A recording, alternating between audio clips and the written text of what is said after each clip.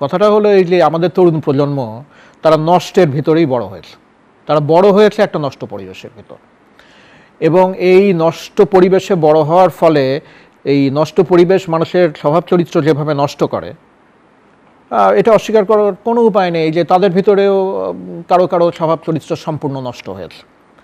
এই কথাটা আমি বারবার বলি যে 24শে জুলাই আগস্ট প্রেক্ষাপট পাল্টে দিয়েছে, কিন্তু মগজ তো পাল্টাতে পারেনি, চিন্তা তো পাল্টাতে পারেনি।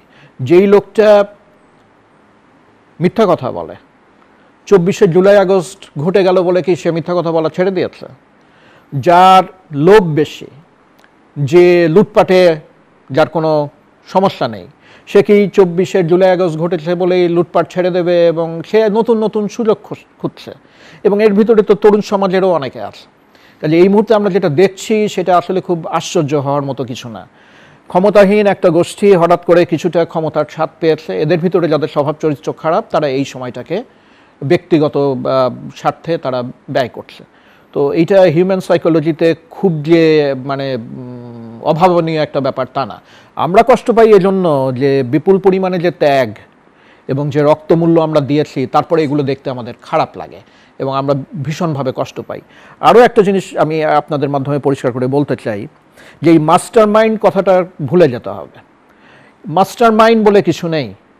আমাদের যদি প্রায় 1000-এর উপরে তরুণ যুবকের শাহাদাত না আসতো, তাহলে এরকম হাজার হাজার মাস্টার মাইন্ড একসাথে মিলেও এই পরিবর্তনটা তৈরি করতে পারতো না।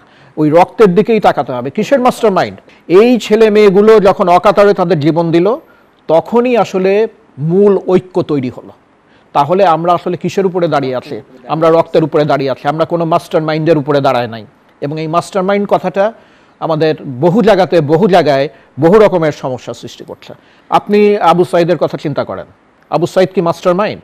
অতি সাধারণ ঘরের একটা সাধারণ ছেলে। 1000টা মাস্টার মাইন্ডের তুলনায় আবু সাইদের অবদান অনেক বেশি। তো এই কথাটাও বারবার আলোচিত হওয়া প্রয়োজন আর কি।